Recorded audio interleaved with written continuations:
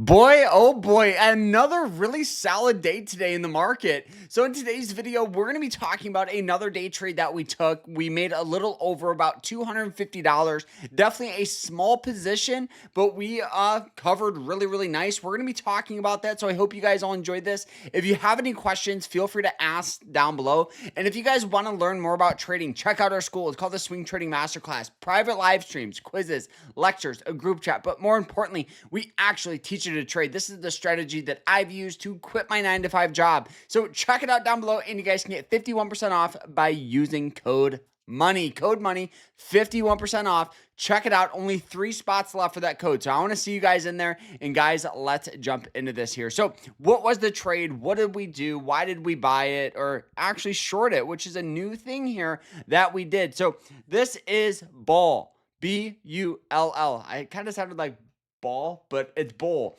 Now, this is Webull. Webull just had a SPAC, and this pretty much had a merger, causing this to get flooded with investors. Now, for those of you that don't know what Webull is a broker that allows people to buy and sell stocks and ETFs, and I believe it even cryptocurrency. Now, on this announcement, in a matter of about 2 days, this thing went up to almost 600%, which first thing is, do you think that's sustainable? Absolutely not, right? This stock's not going to go up 600% per day. There's going to be selling pressure, right? And you guys can see that this type of announcement is normal. You know, when we had Robinhood release their IPO, we saw a very similar situation. If we go ahead and we go all the way back and we look at it, what happened? Well, if we look very close, we saw this thing go from near and around $30 up to $85. So not as much, but then what happened? Huge selling pressure. Okay, so I know that Robinhood and Webull aren't the same company. I am well aware of this, but I just thought personally that this stock could not sustain its current price. I think it was way overvalued, and obviously the market agreed with me, right? Huge buying pressure, and then we just saw this steady downward trend. Okay. Trends are crucial for trading and swing trading and even day trading. So I looked first at the hourly chart. Okay. And we saw this about to hit that breakout here. If we actually go to a lower time frame, you can see it a little better.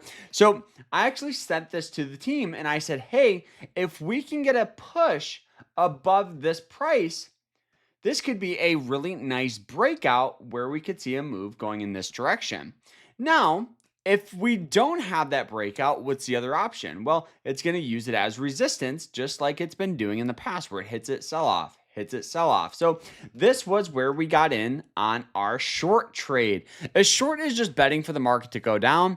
Now, shorting a stock is incredibly risky because if you think about it, right, if you buy a stock at $1, the worst that can happen is it goes to zero and you lose $1. But if you short a stock at $1, what happens when the stock goes to $5? $10, $100.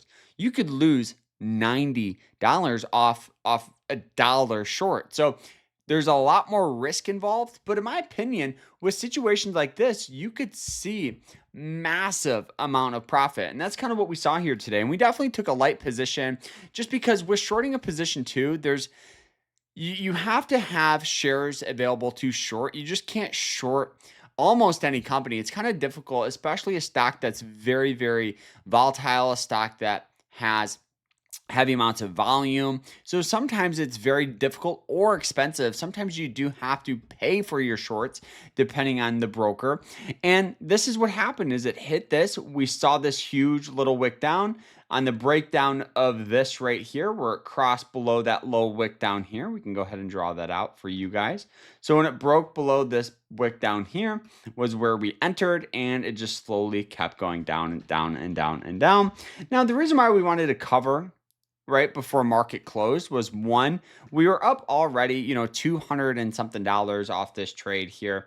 And I just felt like that right now being up 16% on a trade, and given the market volatility, where especially a stock like this, where we could see buying pressure, we could see more selling pressure, just very risky, very volatile. It just carries more risk.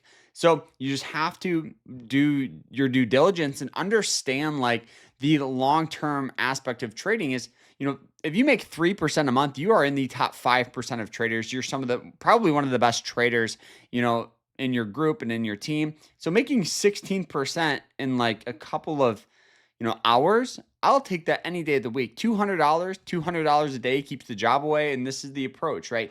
Keeping it simple. We're still hovering with a beautiful swing trade on ticker symbol ERJ here, which is performing very, very nice.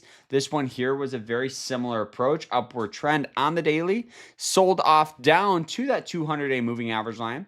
And it just had this beautiful trend going in this direction. And after hours, we're already up about 2%. So, got in on that beautiful breakout near and around the 42.50 mark, right in this range. And now it's just rallying its way up. Beautiful trades, making good money, and that's exactly what we want to see. So if you have any questions, feel free to ask, but this is a simple strategy on how you guys can start making money just by using basic trends, basic moving average lines, and just understanding the market. So if you want to learn more, check out our school. I'll see you guys in there, and make sure you guys like and follow, and take care.